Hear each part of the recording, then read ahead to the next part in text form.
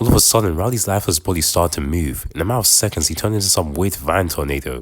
Was he a demon all along? Since when? I looked over to Roger in confusion. He didn't even look surprised. Did you know what that would happen? I had a hunch. His only excuse for shooting Riley was that he had a hunch that he was a demon.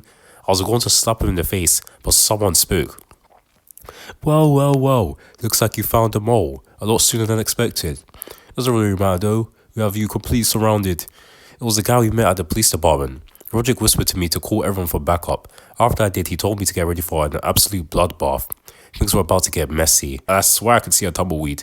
I didn't know much, but I knew things were about to go down. Fine, have it your way.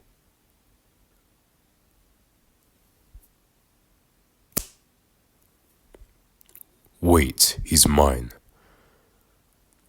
Bang. Then it began. I clearly remember hearing a rain of hellfire. I quickly tried to find some cover, but Demon Rowdy grabbed me and flung me up into the air. Whoa! Dora Kuma made me a chain and sickle, and in a matter of moments, I was fighting my best friend. I was grappling all over the place, but right before I was going to cut off his head, he slammed me back onto the ground. I thought my legs were completely broken, but they were fine. You have to fake me, Dora Kuma said.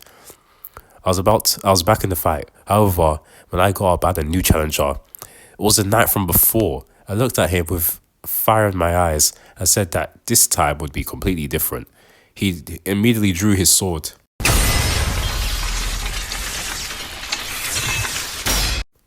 I have to admit, I wasn't that good with a sickle, but I had to fight this guy with something. But then out of nowhere, Trista showed up along with the rest of the group. She had wrapped it around his neck and told me to slice his head, which was a little intense for her to say, but who was I to argue? He attacked us first, but I had completely forgotten about Rowley because then he slapped me across the street, right into a fire hydrant. When I got up and looked around to find where I was, I saw someone on the ground. Sadly, Bill had been shot by the police, and it didn't look like he was going to make it. He started to crawl over to me. It looked like he wanted to say his last rites, so I walked to him. Greg, take this. Oh, damn it, why is everyone biting me? I felt a surge of both pain and power flow through my veins, followed by my entire body being engulfed by flames. I was in so much pain. I felt like my skin was being peeled off from the inside. But just as it was reaching its peak, it suddenly stopped. At first I thought I'd died, but then I looked around. Everyone was still fighting, so I figured I must have just passed out or something.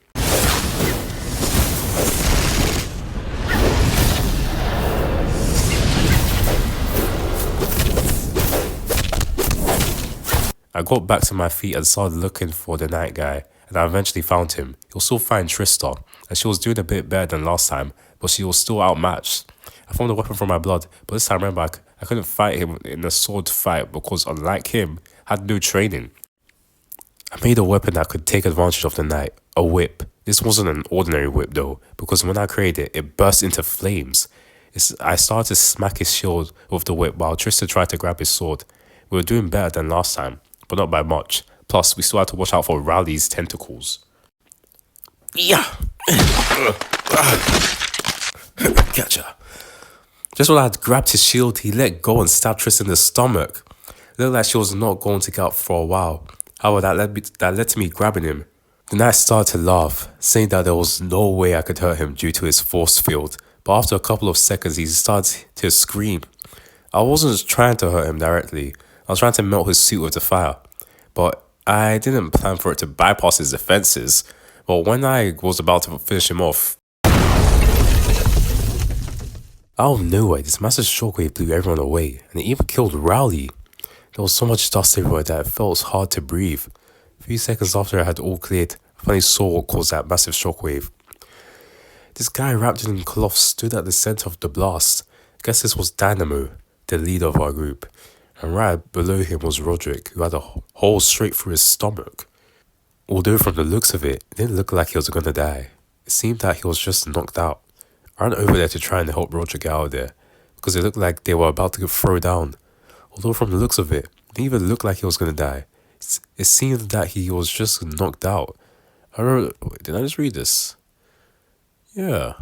Just as I started to run, Roderick stood up.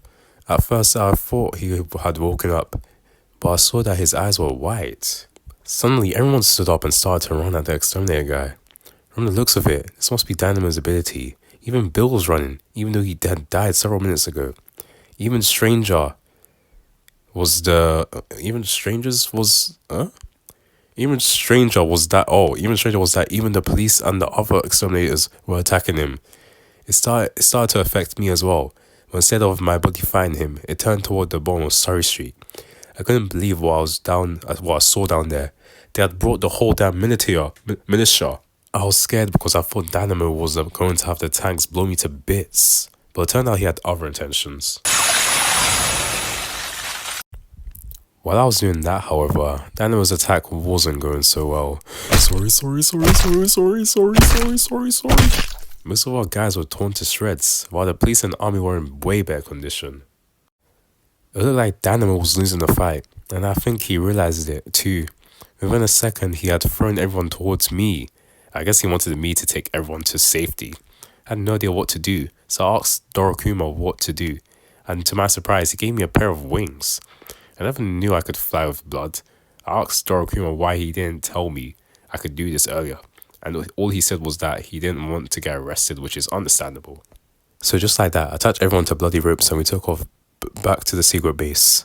I thought it would be easy, but out of nowhere I started getting shot at. I looked down and saw that Dynamo was on the floor with like 3 limbs missing, and the exterminators were shooting at me. The bullets scraped by my skin as I flew over the clouds. A few hours later, we finally got back to the base. Mostly everyone was hurt, especially Roderick.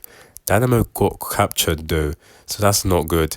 For all I know, they're probably putting his head on their pike. Other than that, we're in a pretty rough shape now. And to boot, I'm running out of paper. I'll have to prematurely end this journal until I can find another book. So I guess this is the end. Well, not really. More like, to be continued. Well, this was unexpected. I didn't think we'd capture you this soon. Neither did I. Well, you seem lucid enough, so let's cut the chit-chat. Why him?